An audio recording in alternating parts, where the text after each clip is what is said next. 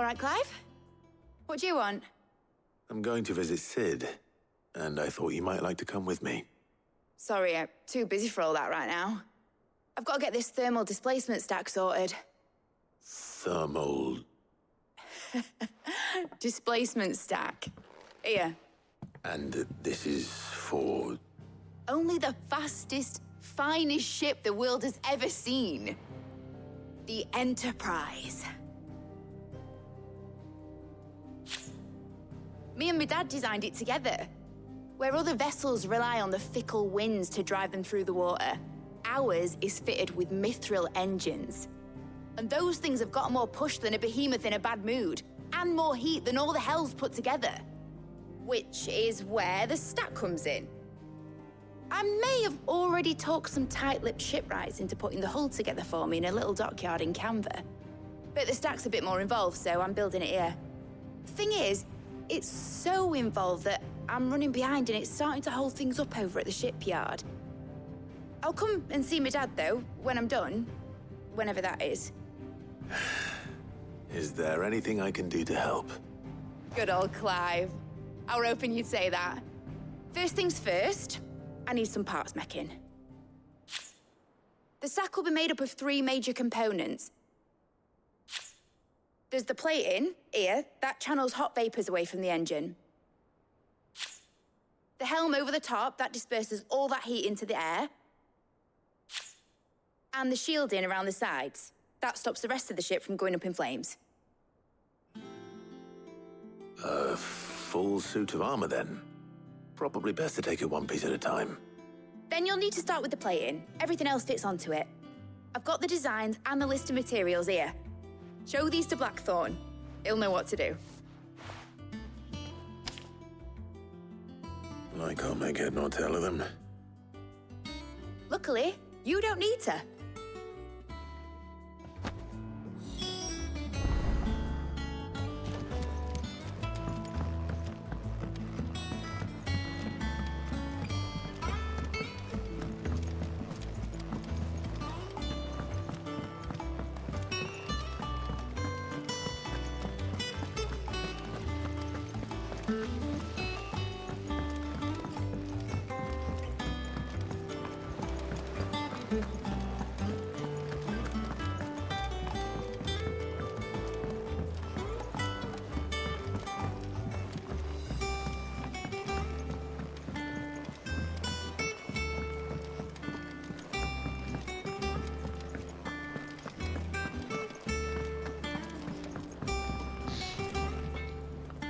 Blackthorne, can I ask a favor?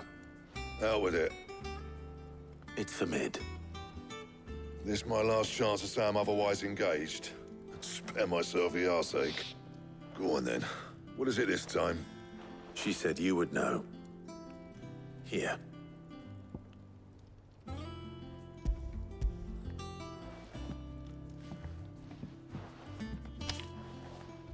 Krieger's Tates.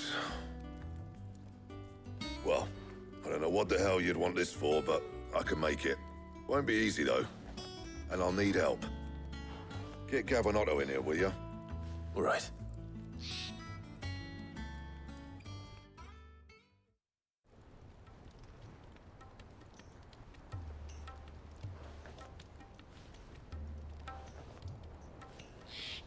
So Mid's roped us all in here again, has she? Typical. Still, if that's what it takes to get her to visit Sid's grave, I'll do what I can. And, what is it we need to do, exactly? Take a look at this. It's this plating. The usual saw-grade steel won't work. We need something that can get very hot, very fast, and still keep its shape. That means an alloy. Something that won't break or buckle at the temperatures she's talking about. Which is where you lot come in. I need materials, and I've got my work cut out already. You'll have to fetch them. Now, there's a special kind of sand I'm after that you can only find out in the Valcroy. Stardust, they call it. As for the rest of the stuff, my usual supply should have it in stock. It just needs buying and bringing back here. Well, we'll get it done quicker if we split up. One of us should probably give you an hand coat in the sand. And the other can go and get the rest from this supplier. Right then. Well, make your minds up who's going where, we can get this over with.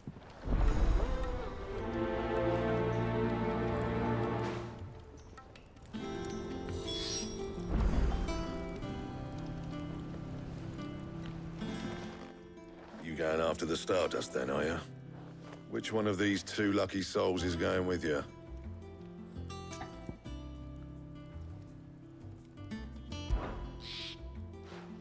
Otto, you're with me.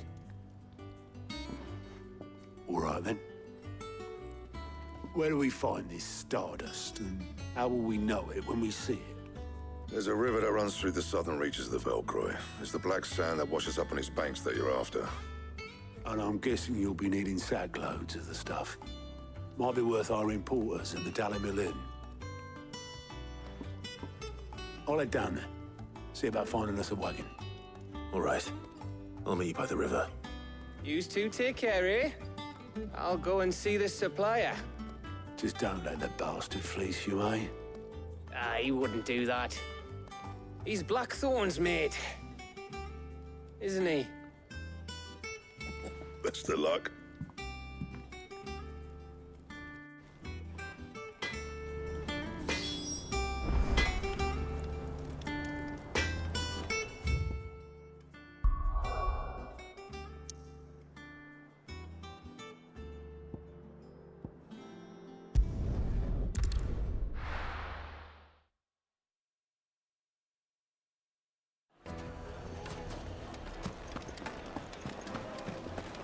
The finest fabric! Take a sniff, Now, good sir. Dusan, I know you're keen, but Where did all the men of the world go? Made from the stoutest stoneware. Won't you come and play, handsome? 1,000 gil for a measly bunch of Gazal trees.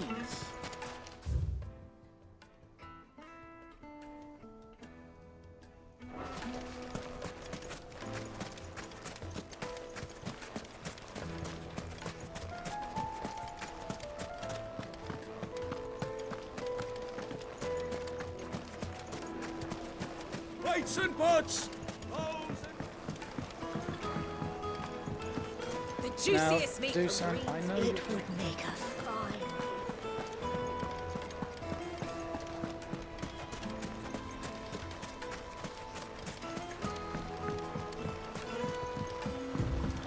Looks like I found the river. Now where's Otto?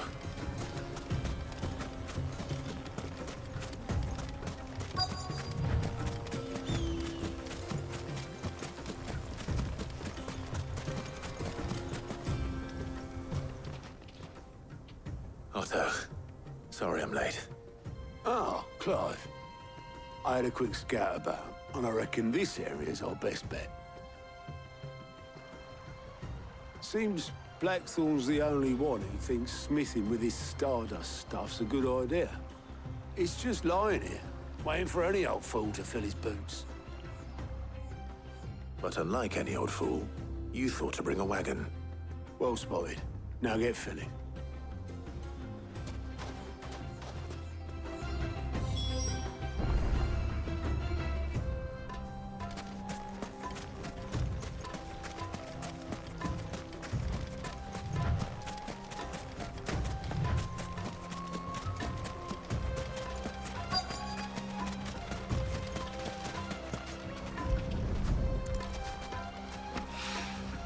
So this is Stardust. It just looks like black sand to me.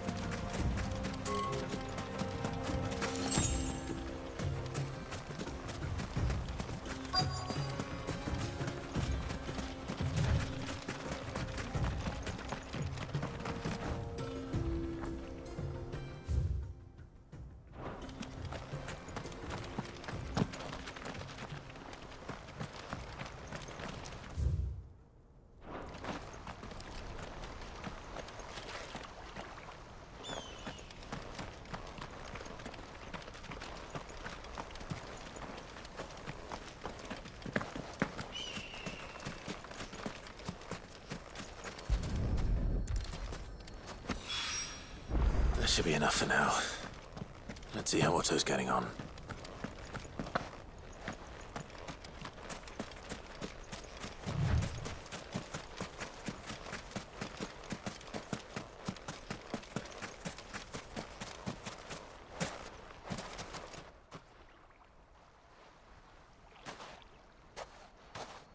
How much did you get?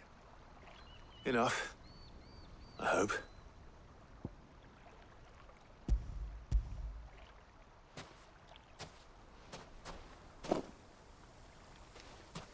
More than me. Put it all together and I can't see Blackthorne complaining. Much. Here, Clive. Do you fancy a walk?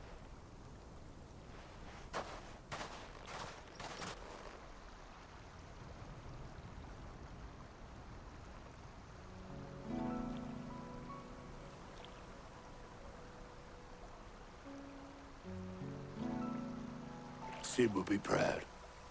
Of what? Of you, you idiot. The way you've carried on what he started. When we first met, I had you down as a spoilt little puppy who enjoyed nothing more than biting the hand that fed you. But 5 years on, you're the one doing the feeding. So thanks for proving me wrong. You weren't wrong. But I changed. Thanks to Sid. And thanks to you. When I suggested taking on his name, you were the first to back me. And if you hadn't, no one else would have. I couldn't have done any of this without you, Otto. Don't give over. You're making me blush. All I did was choose hope over despair. I gave you a chance, yes. But you're the one who took it. You took a rabble of homeless, hopeless outcasts and put them back on their feet. Gave them something worth fighting for, just like the old Sid did.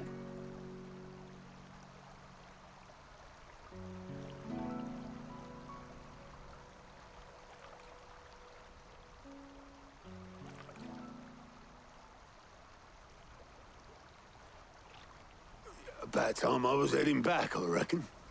All this scrabbling about in the sand's taken its toll on the old pins. I'll see you back at the hideaway then. You can take a well-earned rest when you get there. Oh, I plan to. Believe you me. But I'll make sure Blackthorne gets his precious black sand before I put my feet up. He'll only moan otherwise.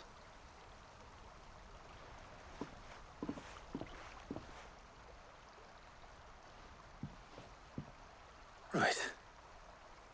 Ready to go home, boy?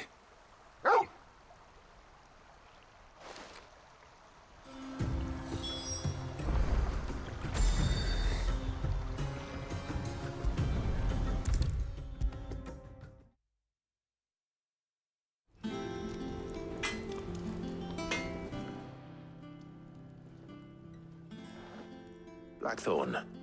Got everything you need? Yeah. Yeah, I do. Cheers for the stardust. Should be enough to be getting on with. Nice to get out and about for once. Let's do it again sometime, eh? I'll make a start on putting this thermal plating together then. It'll take some time, mind. So if you've got other things to be getting on with, I could do without you breathing down my neck. Thank you, Blackthorne. I'll let Mid know construction's underway.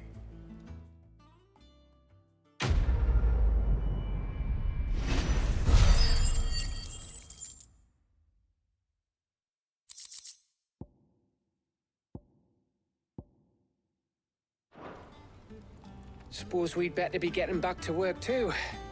Give us a shout if you need anything.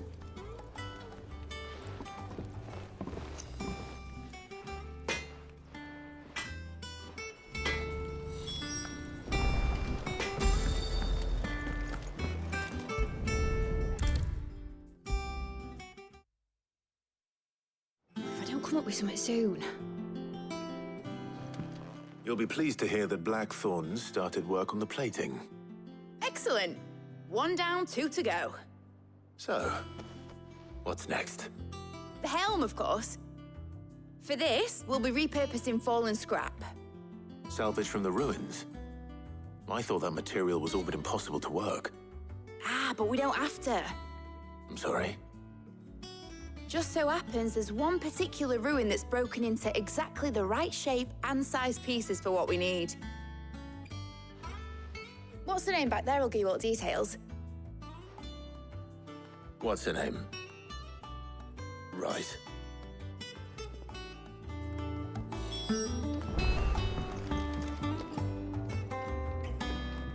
Oh, Sid, is this about the helm? Yes. Mid said I should speak with you. I'll show you the plans then. Here you see the mithril engine, in which mithril is burned to generate heat. That heat is then harnessed to produce motive force. Excess heat is dealt with by means of the thermal displacement stack, which disperses it into the surrounding air. Now, were we to rely on thermal plating alone to achieve this effect, the rate of excess heat buildup would far exceed the displacement coefficient of the plating. In other words, the reactor would overheat and eventually explode. This is where the helm comes in. It connects to the plating, you see, and serves as a sort of thermal sink to absorb all that excess energy. Our experiments have shown that fallen ceramics are remarkably thermophilic. They can withstand and absorb levels of heat far above anything we are able to make today. And not only that, they're also waterproof and immune to rust, making them the perfect material for our protective hood. Why, if sea or rainwater were to enter the reactor proper, it would vaporize instantly. The forces produced would tear the ship from stern to... You can stop there. I understand. Mid said we might be able to use parts of a fallen ruin. Where would I find it? Ah, yes. It's in Lorbert's Pass, near Lostwing. The thing is, well, I probably should have arranged to have the pieces we need brought here sooner. You see, a certain unwanted visitor has taken up residence there. It's no longer a matter of just walking in and taking them. It's, going to be considerably more dangerous than that. I see. Then I suppose I'd better deal with this unwanted visitor for you. Would that help? Oh, very much. Thank you, Sid. I'll gather my team and head there right away. We'll meet you outside the ruins.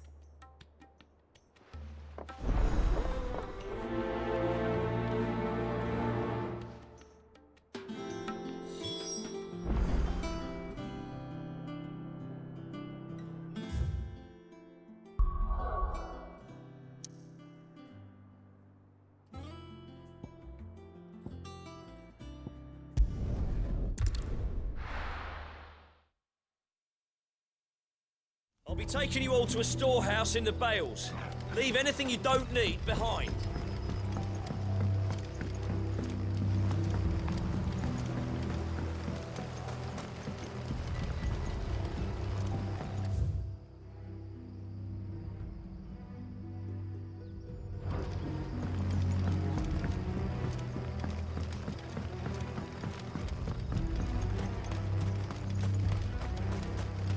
If you're ready, we leave at once.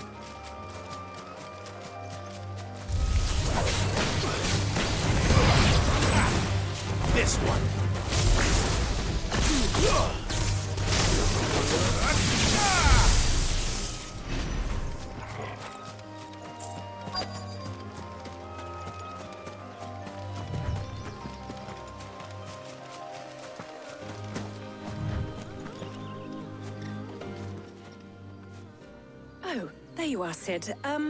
Thanks so much for coming. The, ruins are just over there, as is the creature I told you about, I'd imagine. Would you mind? Of course. I'll be right back.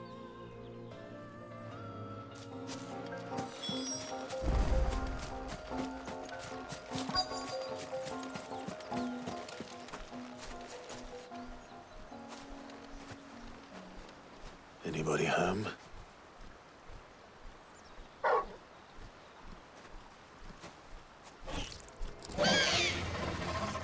This must be our unwanted visitor. Time to go.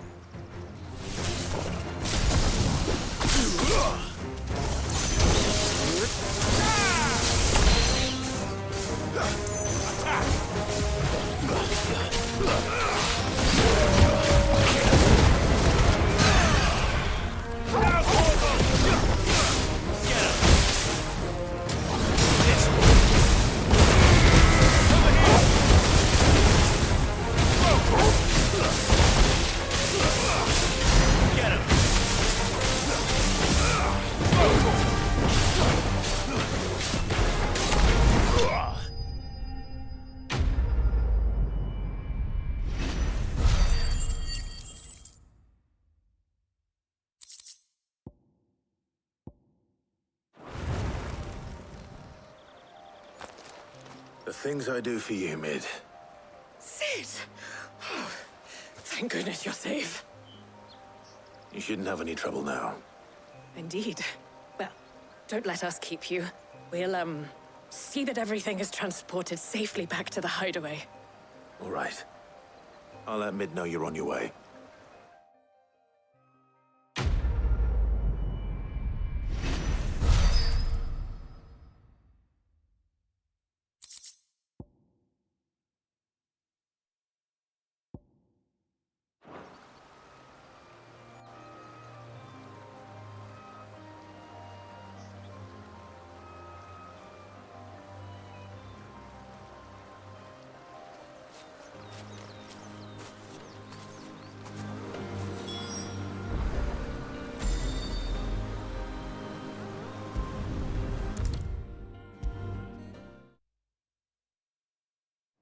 Come up with something soon. Mid. Helena has recovered the material for the helm. She'll be along shortly. Excellent. Another job well done. And just one remaining. Right. Right, the shielding. This one's a bit of a bugger. How so? The plating's enough to stop the engines going pop, but those things will still be spitting out enough fire to set the rest of the ship ablaze. Which is why you need proper shielding. A prison for the dragon's breath that's blazing away inside. I thought a triple thick layer of tempered steel might do it. Or more of the stuff that the Fallen use, but they'd both be too heavy. The helm and the plating are bulky enough as it is. Add any more weight and the whole ship would be at the bottom of the briny before we'd even started. I need something light. But I've racked my brains and I just can't think what would do it. Well, if I were in need of obscure knowledge, I know whose counsel I would seek. Harpocrates. Tomes? Yeah, well, I'd thought of that, obviously. I've got all the details written down here. Can you take this to him, see what he makes of it? Right away.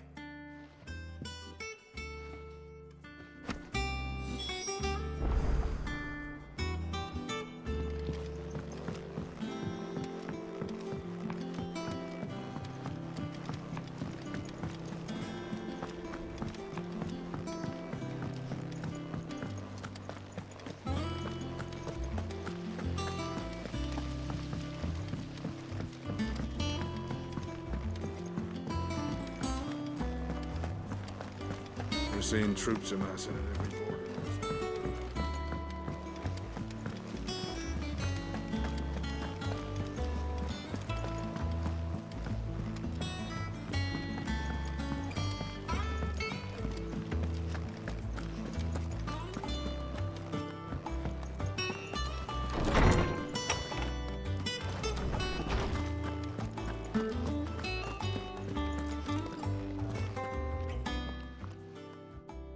Harpocrates, do you have a moment?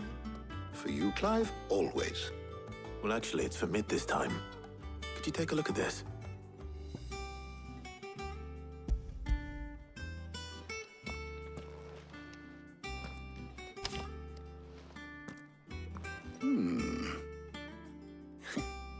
Shielding for a mithril engine. Whatever will that girl think of next? And what are these notes around the edges? She has some specific requirements for the materials. The shielding needs to be able to resist extreme heat on the inside, and yet remain cool enough on the outside not to set the ship alight, while also being light enough not to sink it. As you can imagine, she's struggling to find anything that meets her needs. I see. I wondered if you might know of a solution, or if you might be able to search the records for one. Perhaps it is not a different material she requires, but a different approach. What do you mean? Consider the lake we have made our home. Its blighted waters eat away far more quickly than fresh water or even brine, at timber and steel alike. And yet, we have made a home here from those very materials nonetheless. We have. But Bardolph must varnish every board twice over to keep it from rotting. And Obelus complains that without a constant supply of pitch. I see. Early Gregorian histories speak of a preparation known as moon dew. It is said to be able to resist even the most ferocious flames.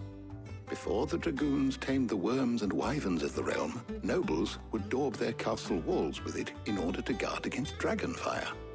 So if we could recreate it... It might be applied to some material or other in order to provide the protection Mid requires. As to how best to apply it and to what material, perhaps Bardolph and Obelus might be of assistance. I shall speak to them and see what wisdom they might have to offer. If you would be so kind as to procure the necessary ingredients, I shall discuss the specifics of how it might be most effectively put to use with our two friends.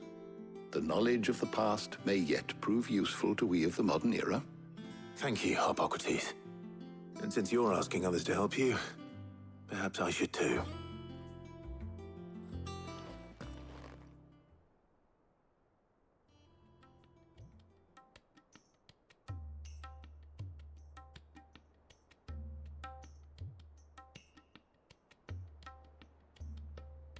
So you need a hand, do you?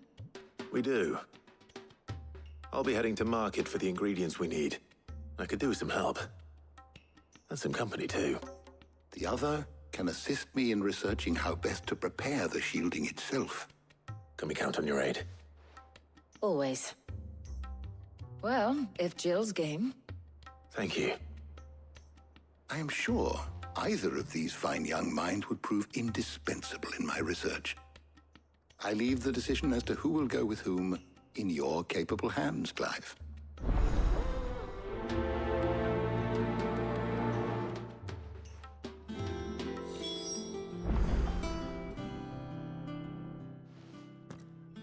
So, Clive, have you made your decision?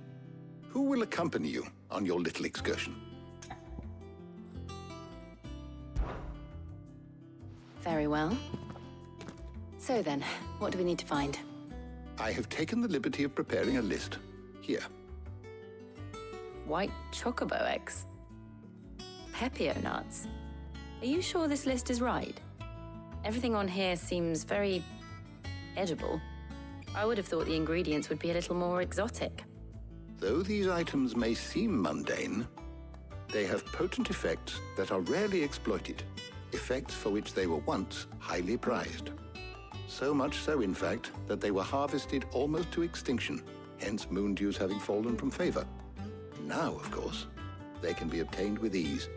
You should be able to find everything you need at the market in Northreach. Is that so? I've been meaning to visit Northreach anyway. I'll set out now.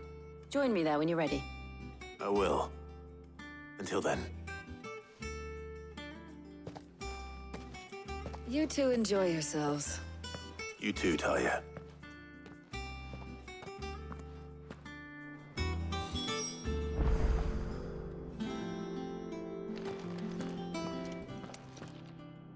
Good it is to see you, Clive. I have a few new notes that might interest you.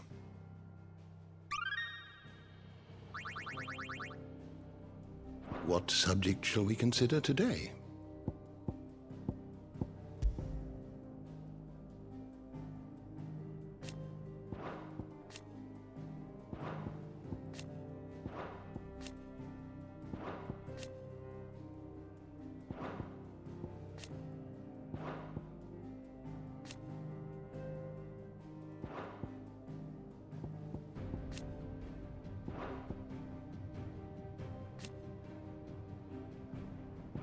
Did you learn everything you needed?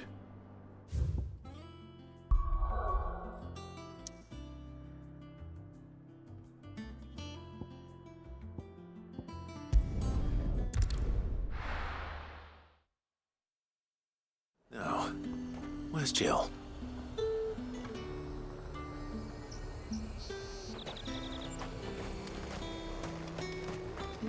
And what can I do for you?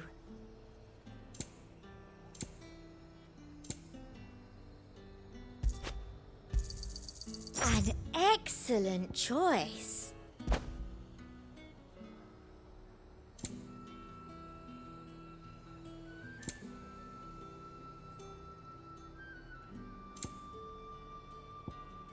I'll be here if you need me. Keep them pilchards nice and chilled. I won't have Are those Pepio nuts? Can have a tap. How goes the hunt for ingredients? I've only just started. I'm sure everything we need is somewhere amongst all these stores, though. Why don't we split up and see? We'll take a couple of ingredients each. All right. What am I looking for? How about you look for the Pepio nuts and some garlic? I'll find the other things we need. We can meet by the gate when we're finished.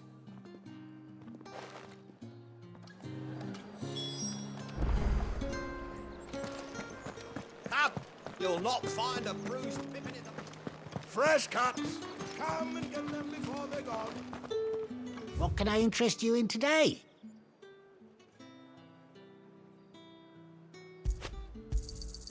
I trust it's all here.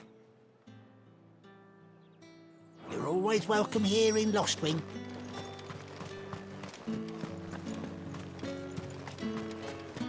How the hell is anyone supposed to... Oi, don't touch anything. And thanks for nothing. That's everything. Let's see how Jill's getting on.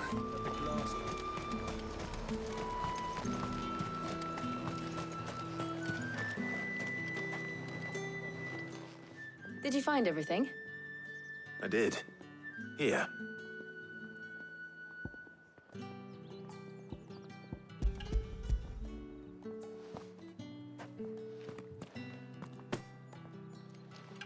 Garlic and Pepio nuts. Perfect. Now all that remains is for Harpocrates to somehow turn all this into what Mid needs to keep her engine cool.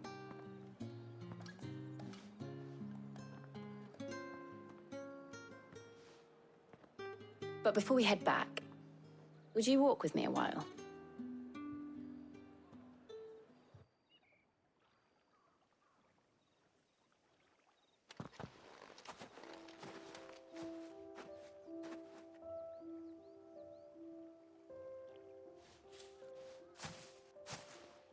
Thank you for asking me to help you today. It makes a nice change. It does. It's good to get away from all the battle and bloodshed for once. Just being here reminds me of when we were children. Do you remember? Walking down Market Street in Rosalith, taking in the sights and smells. How could I forget? What with Torgal's antics. Remember how his nose would prick up at the scent of sausages? He'd go racing away and we'd have to go running after him. We wouldn't catch you now, would we, boy? Was there anything you wanted to buy for yourself while we're here? There was, yes. Well, sort of.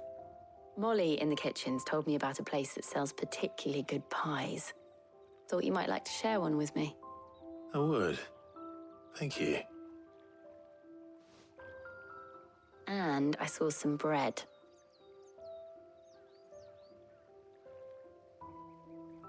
Big white cobs like the baker back in Rosalith used to make.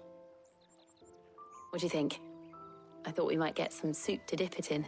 But then I tried a slice of the butcher's dry-cured ham, and it was just... oh. You all right? Sorry. It's just... you're right. I really do feel like a child again being here with you.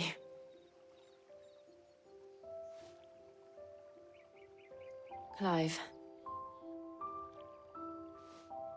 Is it wrong of me to enjoy this? No, Jill.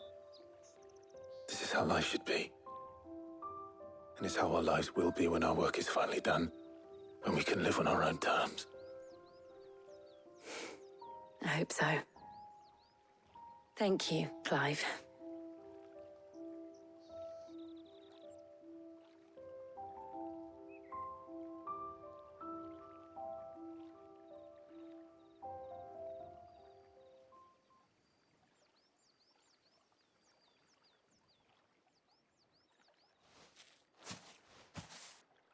Well, I suppose we better be getting back. I need to give these ingredients to Hippocrates and Talia. I'll see you at the hideaway. Take care. I will. You too.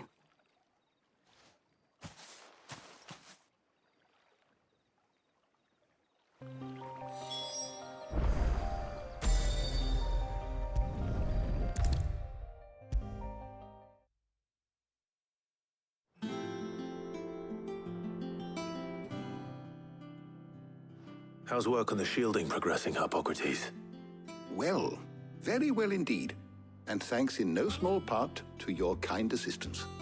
I was just explaining to Talia how we might best go about preparing the moon dew. And now that we have all the ingredients, we may begin. You can count on me. I've mixed more than a few mysterious concoctions in my time. I'm sure you have. What about the shielding itself? Work is underway, under the watchful eyes of Bardolph and Obolus. Apparently, it'll be ready soon. Thank you. All of you. Right then. Jill, would you join me in the infirmary? Many hands make light work and all that. Of course.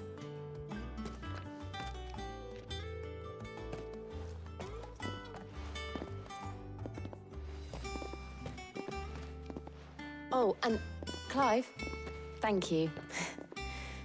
It was nice just being with you.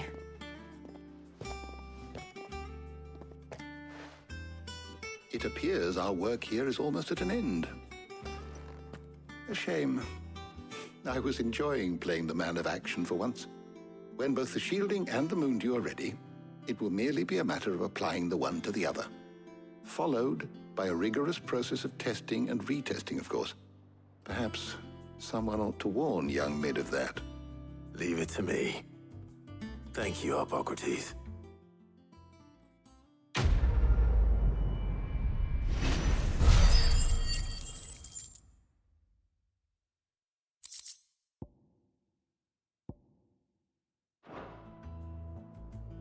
Well, I'd better go and give Mid the good news then.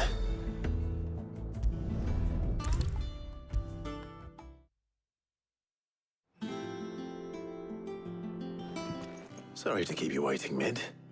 But you'll be pleased to know that work on the shielding is underway. You found something for it? In a manner of speaking, Hippocrates knew of a substance that's highly resistant to heat. A coating that should provide the protection you need. He's supervising the construction and testing of the shielding as we speak. Brilliant! I knew you wouldn't let me down. Don't thank me. I'm just the errand boy. Right then, better start working out how to bolt all these bits together. To the Black Hammer!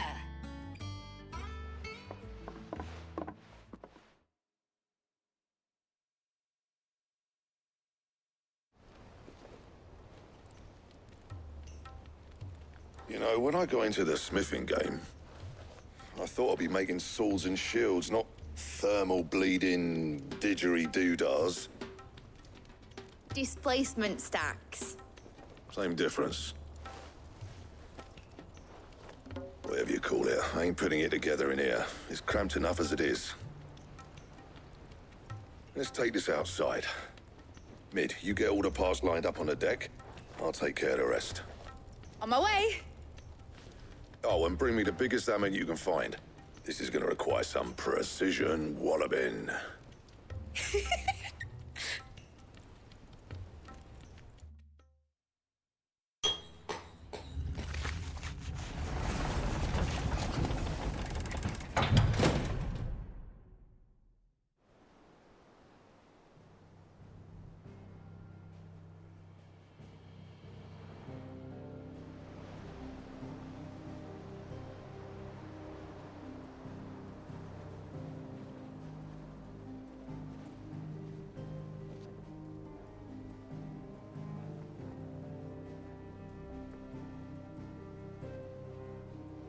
It's finished! It's finally finished!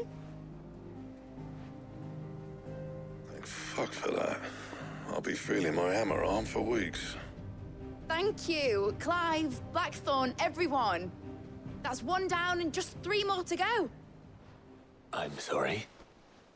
Oh, didn't I tell you?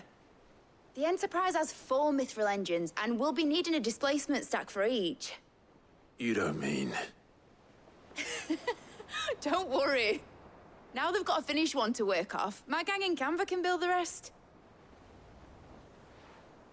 Good luck to them, I say. Right, I'm off to get a sling for this elbow.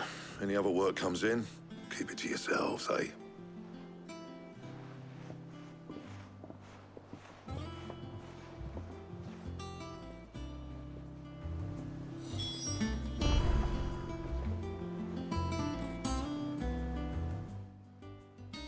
What's the matter?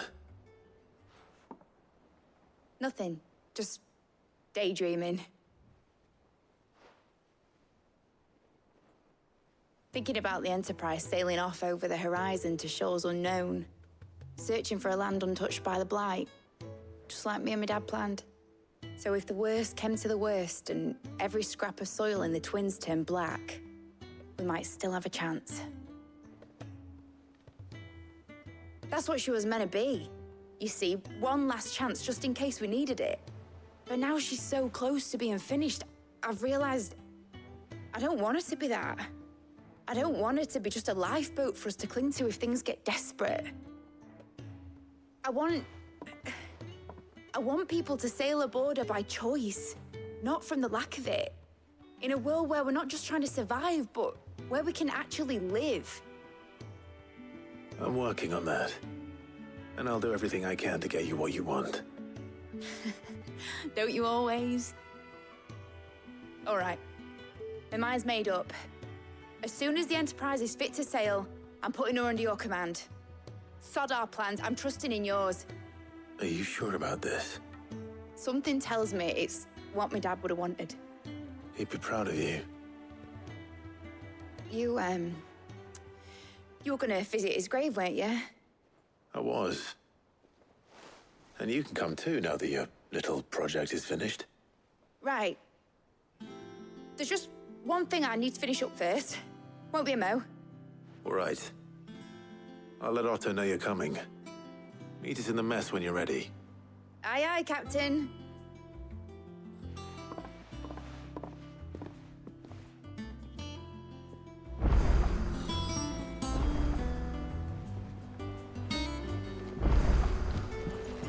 Is that the thing Tomes helped to build?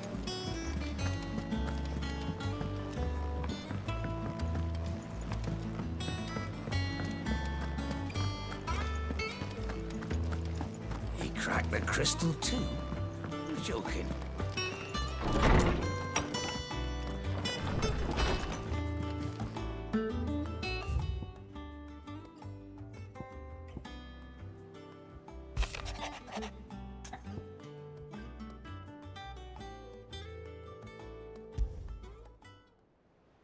Trouble with the ledgers. Shouldn't he be asking Otto for help?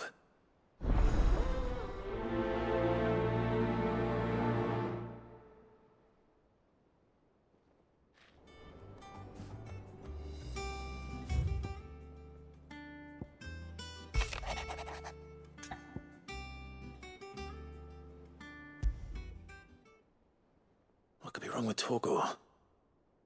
You seemed well enough when I last saw him.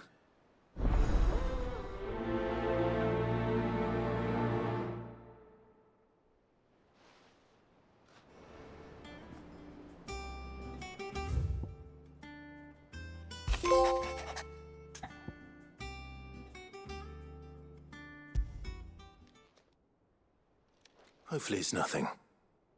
But I should speak to Blackthorne just in case.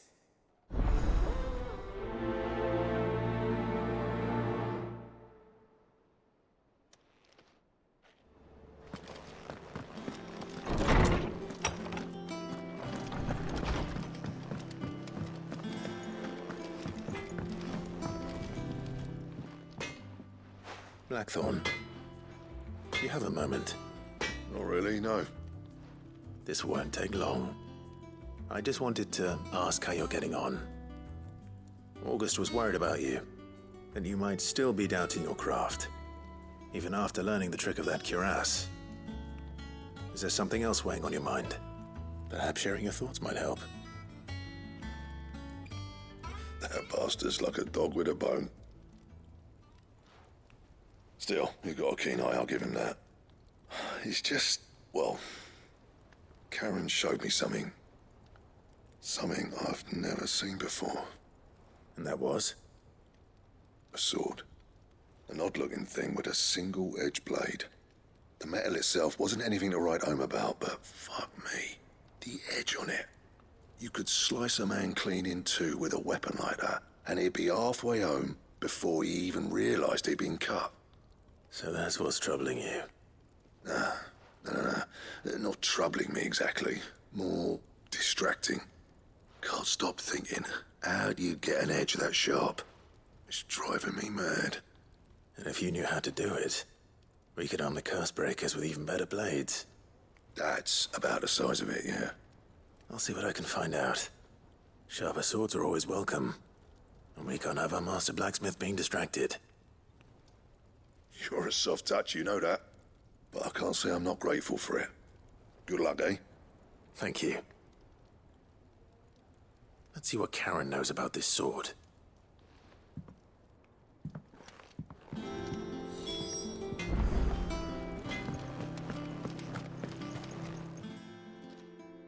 I got your note. You think something's wrong with Torgal?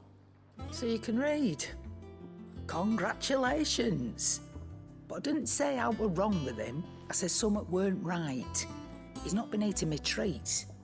He used to love cracking the bones from Molly's boiled brown, but now he won't so much as look at them. Didn't like him. Which is why I'm of a mind that his mind's on something else. You've not been working him too hard, have you? No harder than usual. Is that it, boy? Do you need a rest? What was it you said he was? A frost wolf? That's what the lawsman seems to think. Then maybe this all has something to do with whatever it is that's woken inside him. I suppose things have been different since Rosalith. Perhaps Hippocrates knows something. Instead of everything, you mean? Perhaps.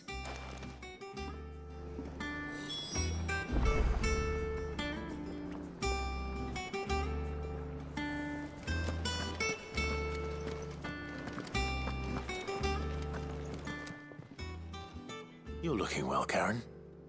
What do you want? Out with it. I want to know about the sword you showed Blackthorne. Single-edged and extremely sharp. Running around after him again, are you? I suppose I am, yes. But I need to help him find out how to work an edge like that. It's driving him to distraction. Little wonder, I suppose. There's not many like that make it as far as the twins, and those that do go straight into private collections. Which made it nice and easy finding a buyer. Can you tell me who bought it? Where is it now? You think I tell people who my clients are? Suppose you're not likely to go nicking him off me, are you now? Fine. If you stop mooning at me like that. Lord Ignac's the man you want. Dalmekian bloke. Collects weapons and the like. And he's got more money than sense, which is why he's one of my favourite clients. Reckon he'll still be at the inn in Dalamil, where I left him. Thank you, Karen. Oh, And he's a touch eccentric, if you take my meaning. I appreciate the warning.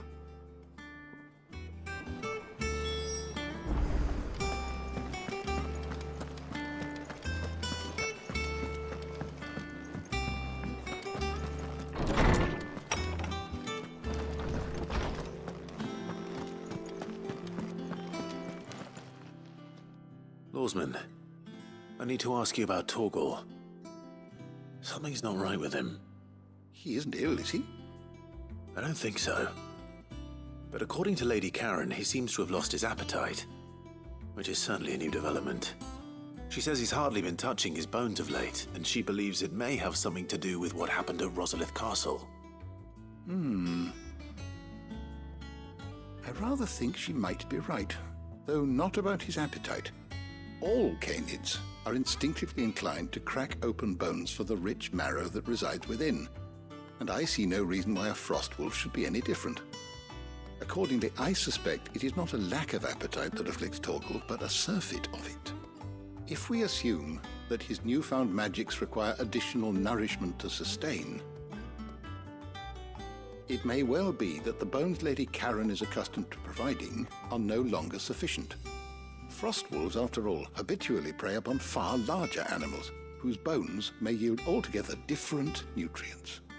As to where one might find a suitable substitute, some antelopes that graze the meadows of eastern Rosaria have been known to grow to a size more than double that of their lesser cousins. I don't recall ever seeing any that large. And little wonder. The oldest and largest such creatures rarely leave the safety of the highlands for fear of predators. The last elder antelope sighting I recall hearing about took place near Cressida, and that was long before the village was abandoned. Even so, it seems like a good place to start. Good hunting, Clive.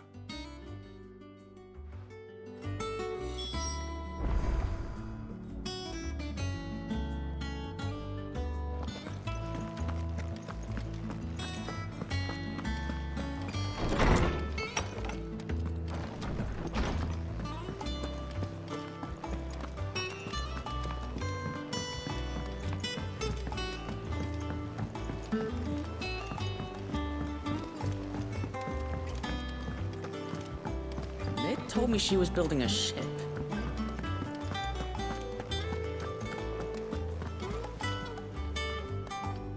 Clive, did you get my letter? That's why I'm here. Shh.